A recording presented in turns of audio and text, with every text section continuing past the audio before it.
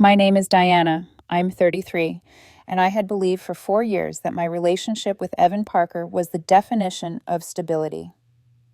We met at a mutual friend's dinner party, the kind of meeting that feels like it was written into the universe. From the first laugh we shared, I felt it, a connection that was magnetic, easy, and terrifying in its intensity. We moved in together after 18 months, adopted Charlie, our golden retriever mix, 2 years later, and I thought we had everything mapped out. Sunday mornings at the farmer's market, late night drives with the windows down, and families who adored us both. Everyone called us the couple, the kind who finished each other's sentences, who made every holiday dinner feel like a scene from a movie. Until that Thursday night changed everything. Evan asked me to sit at the kitchen table, laptop open, a blank notepad in front of him. There was that familiar tension in his posture, the slight stiffness of a man wrestling with thoughts he didn't want to share out loud. "I've been thinking," he said, not looking at me. His fingers hovered over the pen. "I need to figure out if this is really working." I frowned. Something in the air shifted. "Okay," I said cautiously. "Figure what?" He drew a line down the center of the notepad. Left side, right side, pros, cons. "You're making a list," I said, disbelief tinged with confusion. "I need clarity, Diana," he said quietly. 4 years. It feels like we're stuck. I just need to process whether we should keep going or if we're just comfortable." My stomach dropped. Comfortable. That word hit like a stone. I forced my face to remain neutral, keeping my voice even. "Can you give me some space? Maybe go for a drive or something?" He hesitated but nodded. I slowly stood, walked to the bedroom, grabbed my phone, and sat on the edge of the bed. I could hear the faint scratching of his pen in the kitchen. Each stroke sounded like judgment. Each mark weighed on me. I opened my notes app and typed a single word: leave. It felt too small for the storm of emotions inside me, but it was enough. I printed it, folded it neatly, and placed it on the coffee table. Then I left. The drive to Marcus's apartment across town was uneventful in motion, but tumultuous in thought. Traffic moved steadily, my hands gripping the wheel as if the car could carry my racing thoughts away. 4 years. 4 years. And here we were. He was measuring me like a project, like something to appraise and evaluate. Marcus handed me a beer the second I walked into his apartment, no questions asked. The city lights flickered across the balcony, reflecting in my beer glass. I told him about the list, pros and cons, 4 years reduced to 2 columns. He didn't try to comfort me. He never needed to. Sometimes silence says more than words. By 9:30 p.m., I realized I had to go back. Staying away would only let the tension grow into something unmanageable. I headed back, my heart hammering, not out of fear of confrontation, but out of the uncertainty that had settled between us like fog. The apartment was dim when I returned. Evan sat on the couch, my note crumpled in his hands. His eyes were red, his face tense. He looked like someone who had glimpsed a truth he hadn't expected. What is this?" His voice shook. I stayed calm, closing the door behind me. "This," I said, placing my keys on the counter, "is me making a decision. You asked me to leave while you decided if I was worth keeping. That told me everything I needed to know," I continued, voice level, measured. "We have problems, yes, but talk to me about them. Don't turn 4 years into a performance review and expect me to just wait quietly." Tears streamed down his face. "Diana, I wasn't trying to—" "That's exactly what you were doing," I interrupted. "And I made my decision too. I'm not sitting here while you calculate my value." He choked back a sob. I've been stressed. My mom's been calling constantly. Work's been insane. I just needed to organize my thoughts." "Did you finish your list?" I asked, sharp, steady. He hesitated, then, "Yes." "And?" It doesn't matter now." "Doesn't matter to you," I said quietly, letting the weight of my words settle. "I've already made mine." I walked to the bedroom and sat at the edge of the bed, watching him, watching the space that had once been ours. The note was my armor, my declaration, and my goodbye all at once. That night, I didn't sleep. I imagined the next steps, the packing, the division of things, the silent mourning of a shared life unraveling. I thought of Charlie, our golden retriever, and the ache that would hit when I realized he would be split between us. But I also felt something I hadn't in a long time: clarity. Somewhere in the storm of betrayal, there was a calm recognition. I had seen the game, I knew my worth, and I had chosen myself first. Foreshadowing. Even as I drove to Marcus's place again later that night to escape the immediate chaos, a small part of me couldn't shake the feeling that this was only the beginning. Someone else, someone from Evan's past, someone capable of stirring more chaos, was quietly watching, waiting for the right moment. I didn't know it yet, but that person would reappear, and when she did, everything would be tested. The next morning, the apartment felt alien. Every familiar corner whispered memories of laughter and warmth, now tainted with suspicion and hurt. I walked in, and there he was, Evan, holding the crumpled note, staring at it like it contained the secret to the universe. "What the hell is this?" he asked, voice breaking. I could see the confusion and fear in his eyes, but that didn't soften the sting. "This," I said, keeping my tone calm, measured, "is me making a choice I shouldn't have had to make, but you forced my hand." Evan's lips trembled. "Diana, I didn't mean for—" "You asked me to leave while you decided if I was worth keeping," I said, cutting him off. "That's exactly what this feels like. A test, a list, pros and cons, 4 years, evaluated like a spreadsheet." I pulled a chair across from him and sat, keeping my distance. I wanted him to see me, really see me, but I didn't want to be close. Not yet. "You think I'm being cruel," I said, letting the words hang. "No, I'm being honest. I made my decision the moment you started that list. And it wasn't just about the list. It's about respect, about love, about how you treat the person who's devoted herself to you for years." Tears streamed down his face, uncontrolled, and for a brief moment I saw the man I fell in love with, the one who laughed at stupid jokes, held my hand when I was scared, kissed me like it mattered. But that man was buried beneath the uncertainty, beneath the calculations, beneath the betrayal I couldn't forgive. I was just stressed. Work, my mom, everything piling up. "I didn't mean to," he stammered. "Did you finish your list?" I asked, calm but sharp. "Yes, but it doesn't matter now," he said, voice barely above a whisper. "It mattered to you when you were writing it," I replied. "It mattered when you asked me to leave, and now it matters to me." We spent the next hour dividing things, physically, civilly. I never imagined I would feel relief while packing the life we'd built together into boxes, but I did. Each item was a reminder, a fragment of what had been, and letting go felt both devastating and liberating. Charlie, our golden retriever, was the hardest. His warm eyes followed me everywhere, sensing the tension in the air.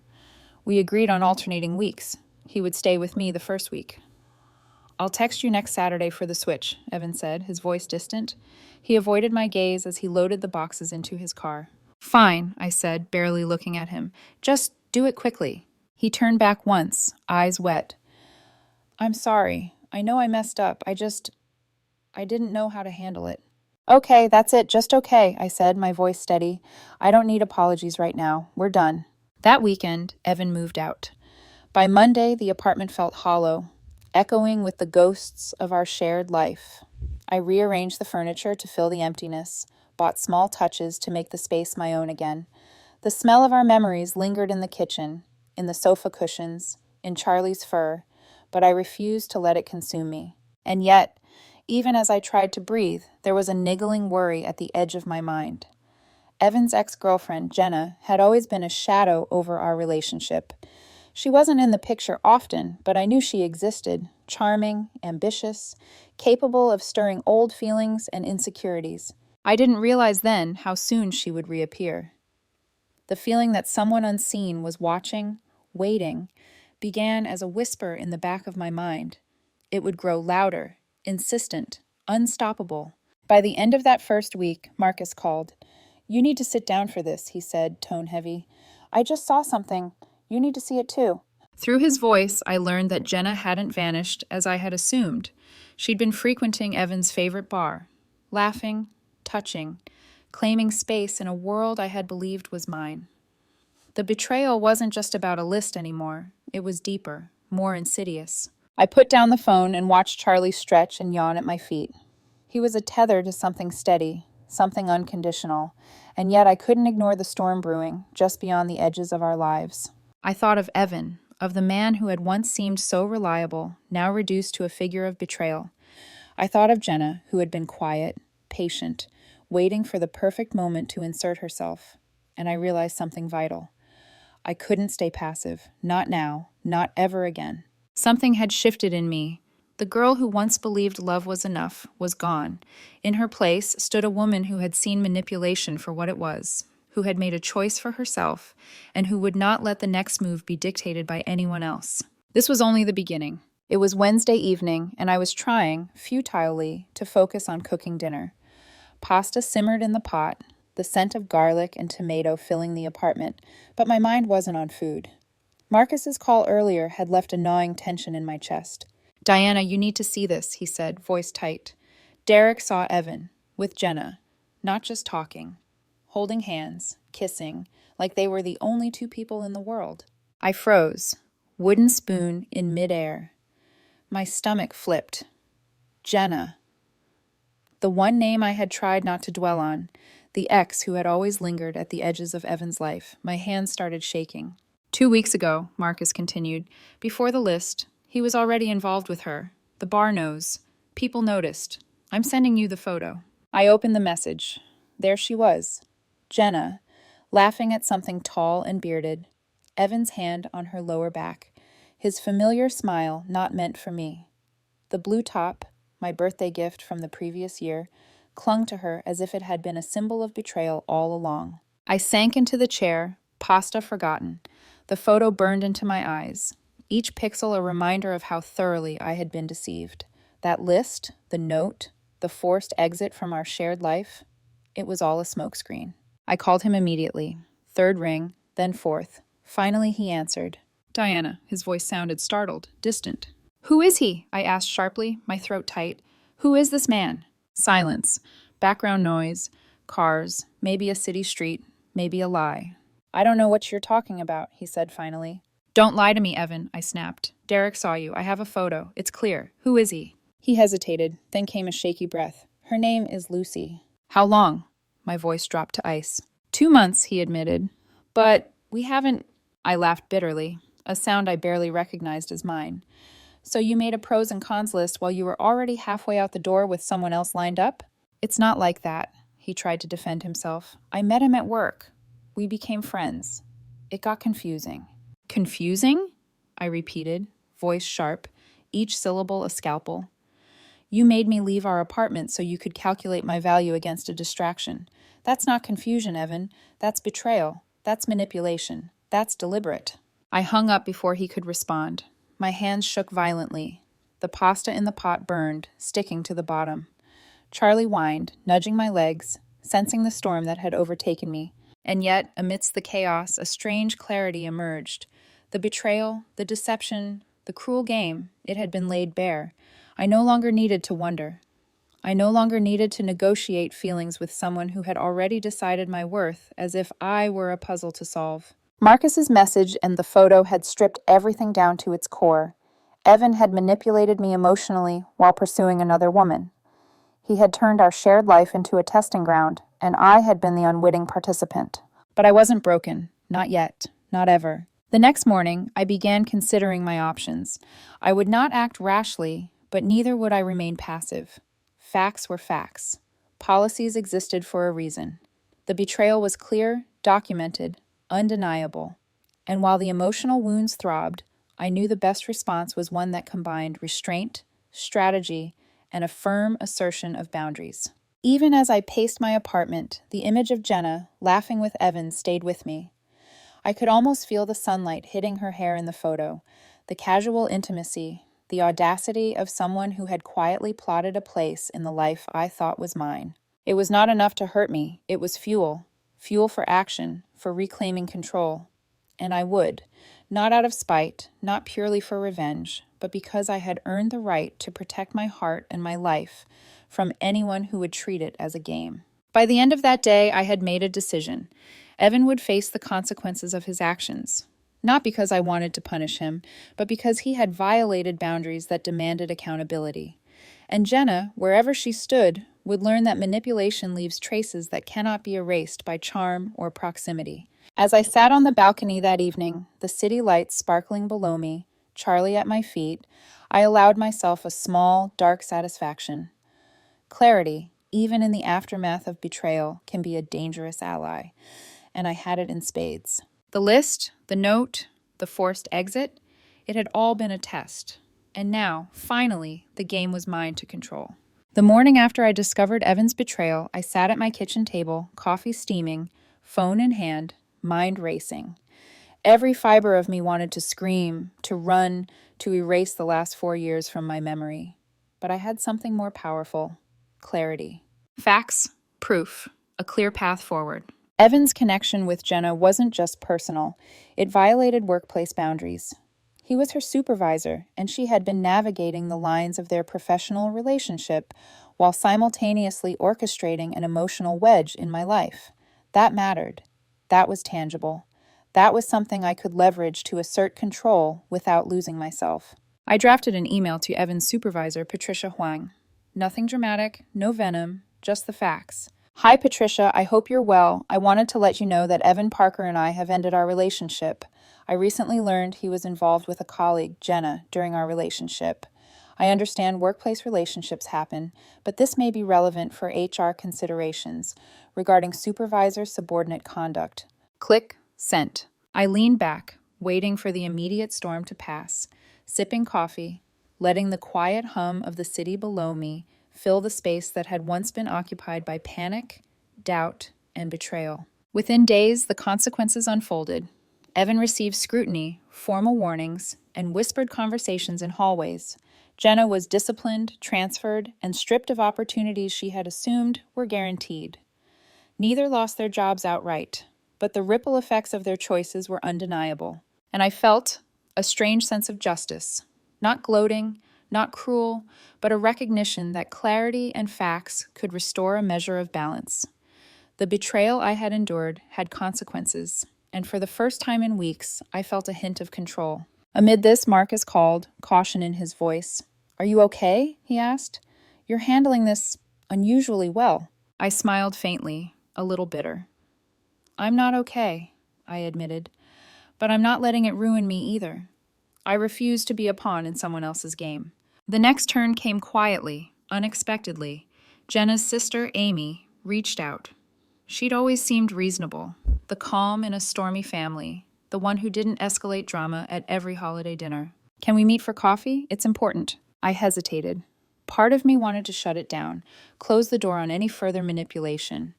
But something compelled me to go, to hear perspective from someone who might shed light on Jenna's actions, or at least confirm the scope of what I'd endured. We met at a Starbucks near my office. Amy sat in the corner, 2 coffees in front of her, eyes wary. "I got you a black coffee," she said, voice quiet. "Still how you take it, right?" I nodded, taking it in small sips, watching her fidget with the cardboard sleeve. "Jenna, she's been struggling," Amy said, voice low. "Panic attacks, anxiety." She admitted to me that she sabotaged things on purpose because she's terrified of commitment. Lucy, she was a distraction, a way out without having to be the bad girl. I let the words sink in. Manipulation, sabotage, a calculated exit strategy. The list, Amy continued, was a test. She wanted to see if Evan would fight for her or let her go. She thought if he really loved her, he'd beg her to stay. I stared at my coffee, the steam rising between us like a veil over what had been. Twisted, calculated, yet it explained everything. The forced list, the note, the manipulation that had pushed me out without a fight. "She really loved him," Amy said quietly, tears now brimming in her own eyes. In her messy way. I didn't respond. Love or not, the damage had been done. Trust broken. Time lost. 4 years reduced to a test I hadn't even known I was taking. We finished our coffee in silence. I hugged her lightly before leaving, polite, careful. Amy's presence offered insight, but not solace. She was a reminder that some people act out of fear, selfishness, or confusion, and that sometimes the consequences fall squarely on those who are innocent. Back in my apartment, Charlie nestled at my feet. I reflected on everything. The betrayal, the deception, the emotional chaos. They had all been exposed. Evan and Jenna faced the consequences of their actions, publicly and professionally. I had retained my dignity, my clarity, my control. And yet I felt a simmering mix of relief, anger, and the beginnings of closure. For the first time in weeks, I allowed myself to breathe fully. I had survived betrayal. I had seen it clearly, named it, acted against it strategically. And I had not lost myself in the process. Sometimes revenge is not dramatic. Sometimes it is quiet, measured, and deeply satisfying. I had chosen that path, and it worked. 3 months had passed since that night. The night Evan handed me his list, the night my life split into before and after. The apartment no longer echoed with memories of shared laughter. Instead, it felt alive with my choices: new furniture, fresh linens, the faint smell of coffee that always lingered on lazy mornings. The small touches made the space mine again, not a shrine to what had been lost. Charlie sprawled at my feet, the golden warmth of his fur a steady reminder that some parts of life remained constant, loyal, and true.